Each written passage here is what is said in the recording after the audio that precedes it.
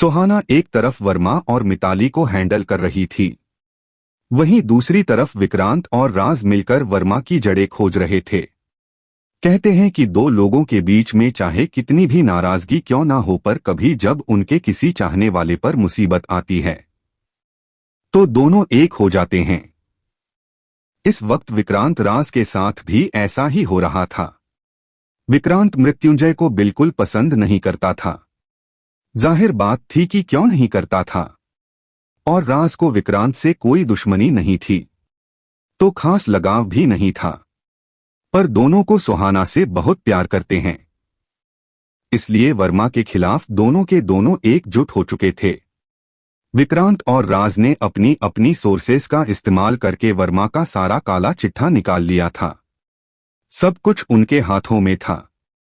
और सबसे कमाल की बात यह थी कि यहां पर राज का एक कॉलेज का दोस्त गवर्नमेंट में इनकम टैक्स डिपार्टमेंट में काम करता था, जिससे उन्हें यह पता चल चुका था कि वर्मा इनकम टैक्स की चोरी करता है और टैक्स में घपला है। इनकम टैक्स डिपार्टमेंट इस बात को जानता तो बहुत अच्छे से था, पर उनके पास में कोई प्रॉपर सबूत नहीं थे, और राज और विक्रांत ने मिलकर उन सबूतों को भी खोज निकाला था। वैसे भी एक बिजनेसमैन के खिलाफ इनकम टैक्स डिपार्टमेंट वालों को कोई खबर नहीं देगा, पर दूसरे बिजनेसमैन की मदद जरूर करेगा। और फिर यहाँ तो वर्मा से वैसे भी बहुत लोग परेशान थे, बहुत लोगों को उससे रंजिशें थी, और वर्मा ने बहुत लोगों को पर पहले ही तंग करके रखा हुआ था। और इसी कड़ी में राज ने वर्मा के पुराने स्टाफ से भी बात की थी, जिससे उसे काफी इंपॉर्टेंट जानकारियां मिली थी। अब तीनों को बेसब्री से शाम होने का इंतजार था। शाम को ठीक 5 बजे प्रेस कॉन्फ्रेंस शुरू हुई। वर्मा जैसे ही प्रेस कॉन्फ्रेंस में आया, उसे यह देखकर सबसे ज्यादा आश्चर्य हुआ कि यहाँ पर मीडिया के अलावा उसके बिजनेस पार्टनर्स भी बैठे हुए हैं। वह लोग भी हैं जो प्रेजेंट में उसके साथ काम कर रहे हैं, और वह लोग भी हैं जो उसके साथ पहले काम कर चुके हैं। और तो और यहां पर बैठे हुए लोगों में से काफी लोग अमेरिका के बाहर के लोग हैं। इन सब को यूं अचानक इधर देखकर वर्मा को कुछ अच्छी फीलिंग नहीं आ रही थी। खैर, प्रेस कॉन्फ्रेंस शुरू हुई। मीडिया में सबसे पहले आने से सवाल किया तो मिस सारस्वत, आपको मिस्टर वर्मा के साथ यह इतना लंबा कॉन्ट्रैक्ट साइन करने का आइडिया कैसे आया? मेरा मतलब है, नॉर्मल कॉन्ट्रैक्ट 1 साल के होते हैं, पर हमने सुना है आप 5 सालों का कॉन्ट्रैक्ट साइन करने वाली है। सुहाना, दरअसल मेरे साथ कुछ हुआ कि मैंने सोचा इनके साथ लंबे समय तक काम करना ज्यादा बेहतर होगा। तभी दूसरे ने पूछा, पर हमारी इंफॉर्मेशन तो यह कहती है कि मिस्टर वर्मा के साथ जो भी काम करता है उसे परेशानी होता है, क्योंकि इन्हें अपना वादा पूरा करते हुए बहुत कम ही देखा गया है। सुहाना ने इस सवाल पर हल्का सा मुस्कुराते हुए कहा, इस सवाल का जवाब तो मिस्टर वर्मा ही बेहतर दे पाएंगे। वही बता पाएंगे कि वह अपने वादे का क्या करने वाले हैं। बाकी हमारे बीच में लीगल कॉन्ट्रैक्ट साइन होगा तो कानूनी रास्ता तो खुला ही है। तभी एक और रिपोर्टर, जो शायद काफी सीनियर था, उसने सुहाना की ओर देखकर कहा, मैडम, हम जहां तक जानते हैं वहां तक मिस्टर वर्मा लीगली काम करने में यकीन नहीं रखते। वर्मा को अब तक गुस्सा आ चुका था। उसने तमतमाते हुए कहा, आप लोगों ने तो मुझे विलेन बना दिया है। भाई, मेरा बिजनेस रिकॉर्ड इतना भी खराब नहीं है। मिताली अच्छे से जानती थी कि वर्मा गुस्से में जरूरत से ज्यादा बोल सकता है, इसलिए मिताली और पवन दोनों ने बात को संभालते हुए कहा, तो ठीक है, हम कॉन्ट्रैक्ट साइनिंग की तरफ बढ़ते हैं। वैसे भी अब सवाल जवाब बहुत हो चुके। यह कहकर मिताली जल्दी से डॉक्यूमेंट्स लाने के लिए चली गई। इधर सवाल जवाब का सिलसिला चल ही रहा था।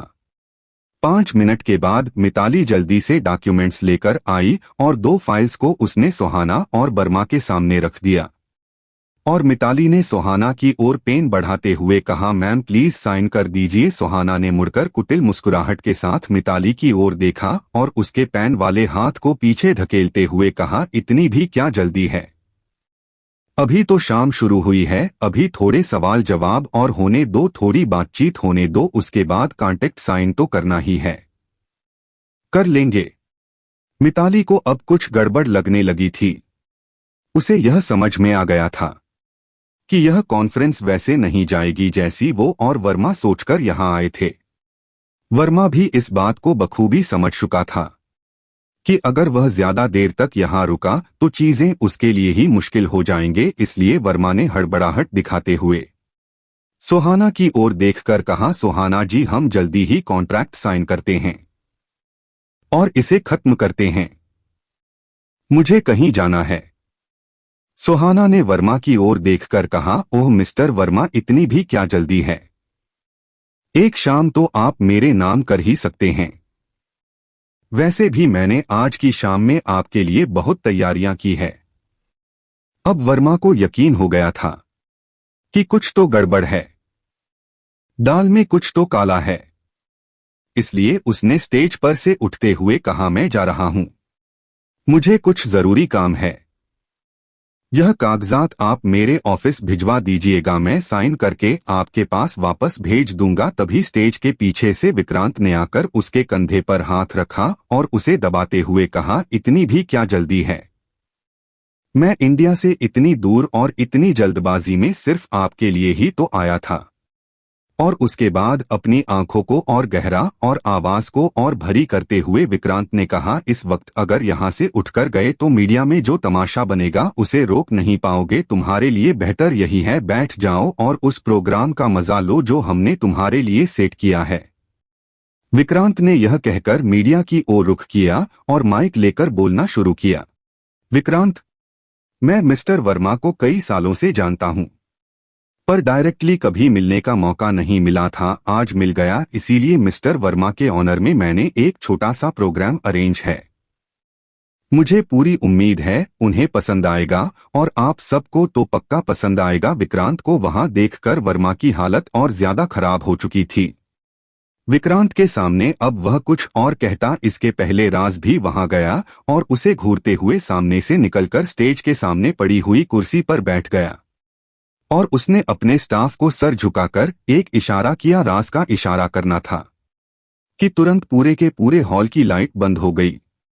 एक बार को सभी लोगों में गहमागहमी का माहौल हो गया। सबको लगा शायद लाइट चली गई और सारे लोग अचानक से हल्ला करने लगे। तभी राज के स्टाफ ने माइक लेकर बोला, आप सब शांत होकर बैठ जाइए। अभी अभी विक्रांत सर ने जिस तैयारी की बात की है, हम आपको वह दिखाना चाहते हैं।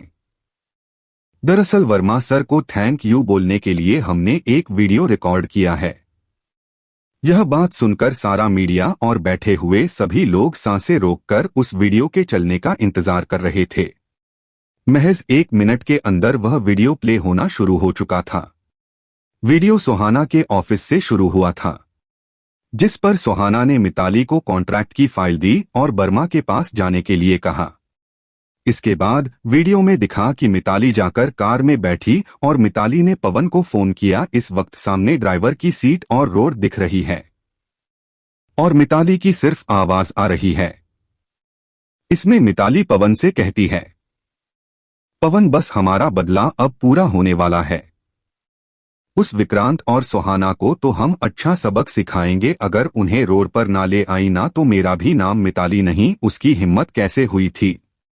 तुम्हें नौकरी से निकलवाने की उस कुत्ते विक्रांत की वजह से ही तुम्हें और मुझे अलग रहना पड़ रहा है, वरना आज हम दोनों साथ रह रहे होते। अब बहुत हुआ, हमारे साथ रहने का टाइम तो अभी नहीं आया है, पर कम से कम इनका बुरा वक्त जरूर आ चुका है। मैं जल्दी ही तुम्हारे ऑफिस आ रही हूं। तुम्हें नहीं पता तुमसे दूर रहकर मुझे कितना बुरा लगता है। यह कहकर मिताली ने फोन काट दिया। इसके बाद का वीडियो काफी जल्दबाजी में प्ले किया गया था, क्योंकि उसमें लगातार मिताली कार में बस जा रही थी। उसके बाद मिताली वर्मा के ऑफिस पहुंची। वहां पर वर्मा के ऑफिस की रिसेप्शनिस्ट ने मिताली को वेट करने के लिए कहा।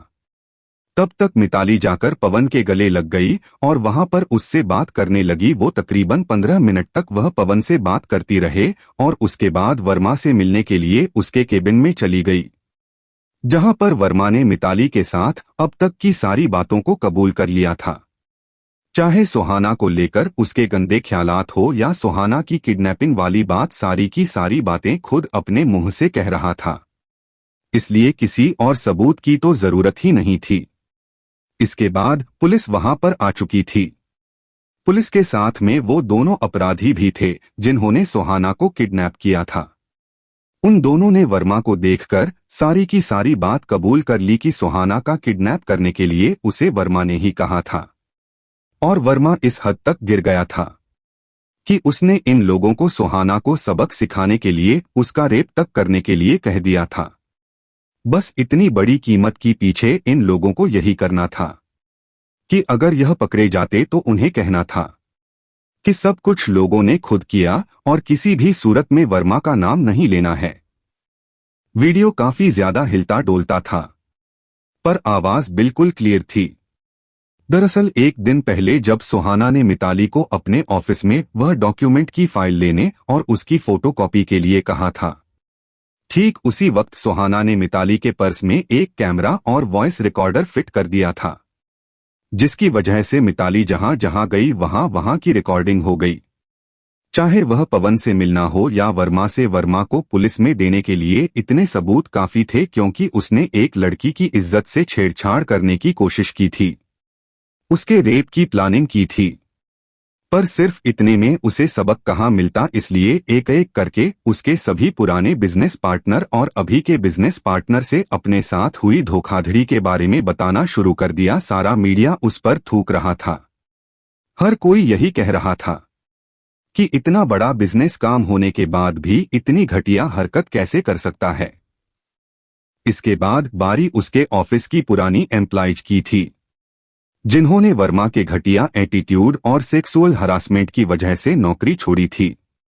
उन सब ने भी सामने आकर अपने अपने बयान दिए और उनके पास इस बात के सबूत भी दिए थे कि वर्मा के इस रवैया की वजह से उन्हें अपनी नौकरी छोड़नी पड़ी। वर्मा के ऊपर लगे इल्जामों की लिस्ट लंबी होती जा रही थी। एक एक लड़की आकर अपने साथ हुए सेक्सुअल हरासमेंट का ब्यौरा भी दे रही थी और उसे बता भी रही थी कि उसके साथ क्या हुआ। उन्हीं में से एक ने कहा, हमने तो कंपनी की हरासमेंट सेल में कंप्लेंट भी की थी, पर मालिक के खिलाफ कौन जाता, इसलिए मुझे यह कहकर चुप करा दिया गया कि तुम्हारी सैलरी बढ़ा देंगे, हल्ला मत मचाओ। पर मेरे ज़मीर ने इसकी इजाजत नहीं दी, इसलिए मैंने नौकरी छोड़ दी। वहीं दूसरी ने कहा कि जब उसने अपने पति को इसके बारे में बताया तो उसके पति ने वर्मा के ऑफिस में जाकर खूब तमाशा भी किया था। इसके बारे में सभी पुराने लोग जानते भी हैं, पर वर्मा ने पैसे देकर उसका मुंह बंद करा दिया और इसी की वजह से उसके पति ने उसे ही कैरेक्टरलेस कह दिया, जिसकी वजह से उसने खुद अपने पति को तलाक दे दिया था। ऐसी और भी लड़कियां थीं जिनकी जिंदगी वर्मा ने तरह तरह से बर्बाद की थी।